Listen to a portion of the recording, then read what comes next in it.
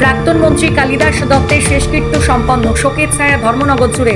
ত্রিপুরা রাজ্যের প্রাক্তন ভূমি রাজস্ব ভূমি সংস্কার দপ্তরের মন্ত্রী শ্রদ্ধেয় কালিদাস দত্ত গত 17 মে তার নিজ বাসভবনে শেষ নিঃশ্বাস ত্যাগ করেন।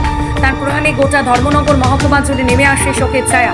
পরিবার সূত্রে জানা যায়, তার ছেলে রাজ্যের বাইরে থাকার কারণে শেষকৃত্যের কাজ সম্পন্ন করতে কিছুটা বিলম্ব হয়।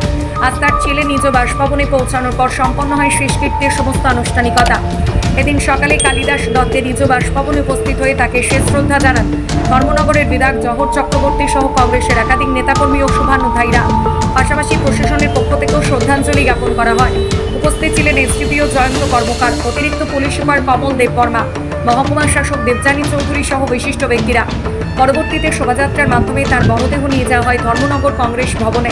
সেখানে রাজ্য কংগ্রেস সভাপতি আশিস সাহা সহ দলের কার্যকর্তারা একে একে প্রয়াত নেতাকে শেষ শ্রদ্ধা জানান। এরপর পুনরায় শোকযাত্রা করে মরদেহ নিয়ে যাওয়া হয় শ্মশান ঘাটে।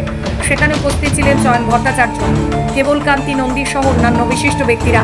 সকলের শেষ শ্রদ্ধা নিবেদনের পর গার্ড অফ অনারের মাধ্যমে সম্পন্ন হয় তার শেষকৃত্য। প্রবীণ এই রাজনৈতিক ব্যক্তিত্বের মৃত্যুতে রাজনৈতিক মহল সহ সাধারণ মানুষের মধ্যেও গভীর শোকের পরিবেশ সৃষ্টি হয়েছে।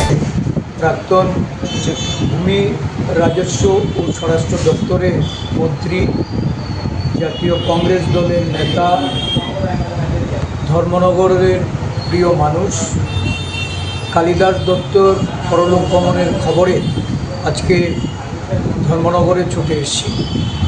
ওনার আত্মার সদ্গতি কামনা করে পরিবার পরিজনদের প্রতি সমবেদনা জ্ঞাপন করে আমি ওনার এই প্রয়াণে দুঃখ প্রকাশ করছি।